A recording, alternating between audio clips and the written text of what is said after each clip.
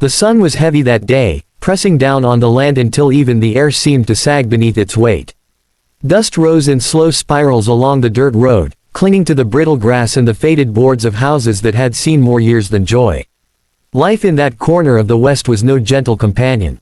It was a place that asked more of its people than it gave back.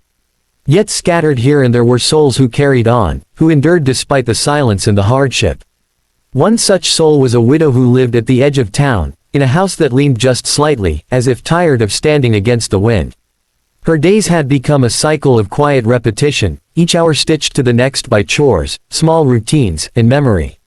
She rose with the dawn, when the sky was painted with streaks of copper and gray, and she set her hands to the work that kept her alive. The house was small, a kitchen and a sitting room, a narrow bedroom with a single bed and a rocking chair that had belonged to her husband. He had been gone for years now, carried off by fever that swept through like a storm. She had buried him on a gentle rise not far from the house, where the prairie rolled into the horizon.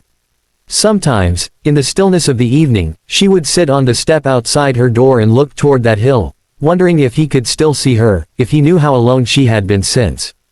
She was not destitute, though she was far from comfortable. A small garden yielded vegetables when the season allowed, and once a week she baked a loaf of bread. It was a plain loaf, made from flour she bartered for in town, the kind of bread that grew tough after a day but was still enough to keep her strength.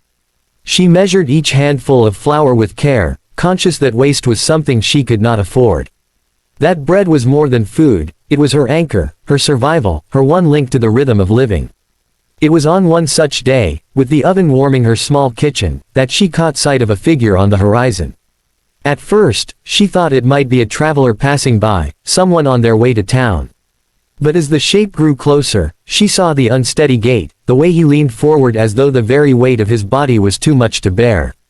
Behind him, in the distance, lay the form of a horse crumpled in the dirt, its sides still but its spirit clearly gone. The man was alone, and each step he took looked like it might be his last.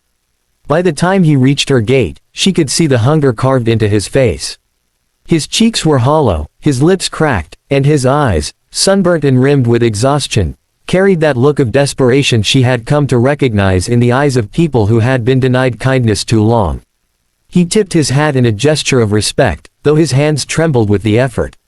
His voice was barely a rasp when he asked if she might spare him some water. She could have turned him away. In this land, survival often meant keeping what little you had for yourself. But something in his manner, the quiet dignity even in his need, stirred something inside her. She fetched him water, cool from her well, and he drank as though every drop was a gift. When he set the cup down, his eyes flickered to the loaf of bread cooling on her table. She followed his gaze and felt the weight of the choice before her. That loaf was meant to last her several days. Without it, she would go hungry until she could bake again. Still, she reached for a knife, cut the loaf in half, and placed a piece in his calloused hands. He ate slowly, almost reverently, as if the bread were more than food.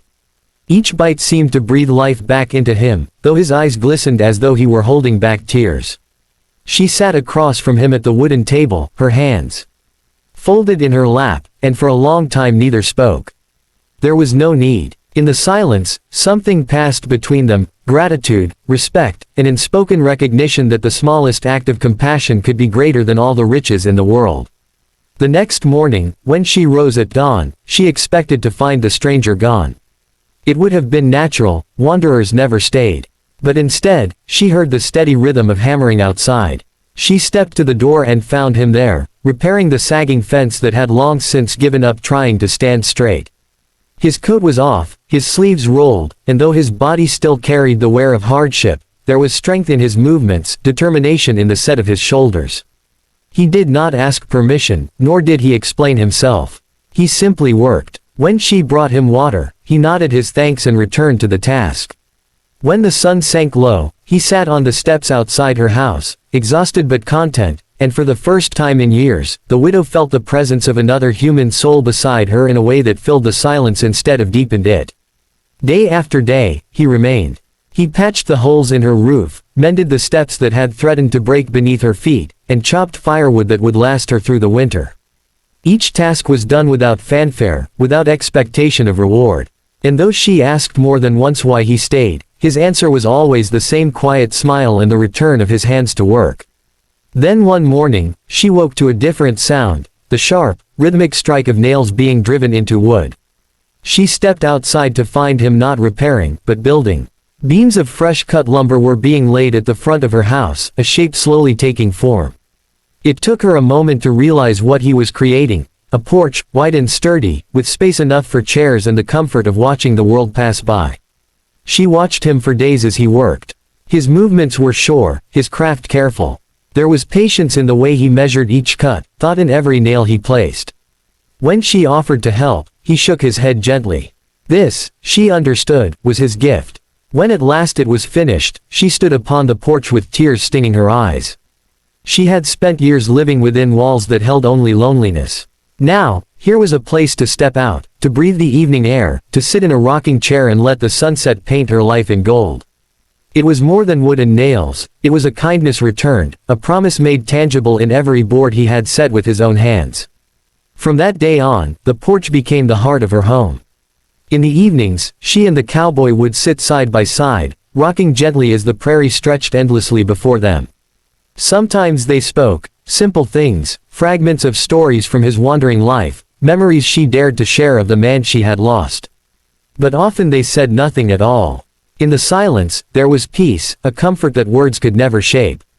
He did not leave, not immediately. He lingered, as though the porch he had built anchored him as much as it did her. The widow, once so accustomed to solitude, found herself looking forward to the sound of his boots on the steps, the sight of his hat tipped against the sun. She did not ask what roads had led him to her gate, nor where he might go when the time came. It was enough that for now, they shared something that neither had expected, companionship born of kindness. The days rolled into weeks, the weeks into months. Seasons turned, and with them came small changes. The garden grew a little brighter with his care. The house stood a little straighter for his repairs. And the porch, strong and welcoming, carried the weight of their evenings. Together as they watched the sky darken into stars. For the widow, it was as if life had given her a second chance at joy, not in grand gestures, not in riches or miracles, but in the simple presence of another soul willing to sit beside her, to make the silence feel whole instead of empty.